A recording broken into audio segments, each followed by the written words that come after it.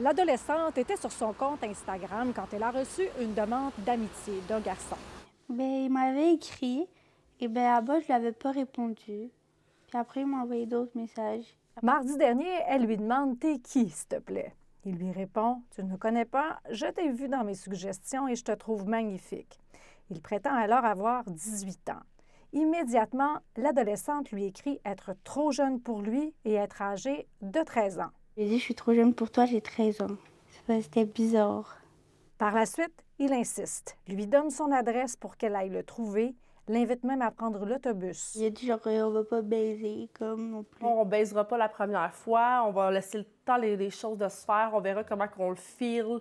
C'est vraiment très marqué sur la sexualité, mais il a fait ça subtilement, là. Il lui envoie aussi cette vidéo de son torse. Je lui avais demandé qu'est-ce qu'on allait faire. Puis il me dit, rien de bizarre et tout. La jeune fille a finalement alerté sa mère. Moi, je me mets à sa place, à 13-14 ans, peut-être que j'y aurais été.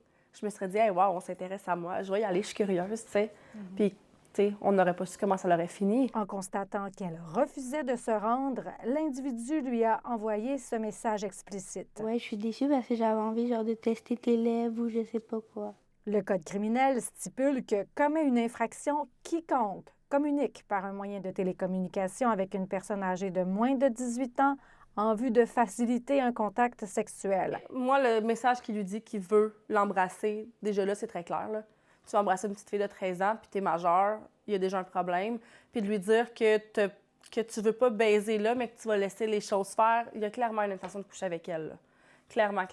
C'est évident que c'était ça dans les messages. Viens seul, on va passer du bon temps. Mais tu sais, je lui ai dit aussi, Internet, c'est dangereux. S'il y a quelque chose qui arrive, il faut que tu m'en parles tout de suite. J'ai parlé aussi des photos. Tu sais, je pense que c'est important de parler avec nos enfants de ces choses-là puis de leur expliquer qu'il peut y avoir un danger avec les réseaux sociaux, de leur laisser leur liberté parce que c'est des jeunes.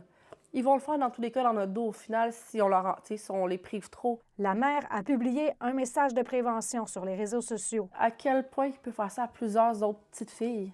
T'sais, c'est inquiétant. Il faut que quelqu'un réagisse. Il faut que cet homme-là soit mis hors d'état de nuire, là, clairement. Là. Parce qu'il y a beaucoup de gens qui peuvent faire des faux comptes, il y a de l'IA et tout, il faut faire attention. Le service de police de l'agglomération de Longueuil confirme prendre les dépositions de Mme Smith et sa fille très au sérieux. Une enquête pourrait d'ailleurs s'ouvrir au cours des prochains jours. À Longueuil, Véronique Dubé pour Nouveau Info.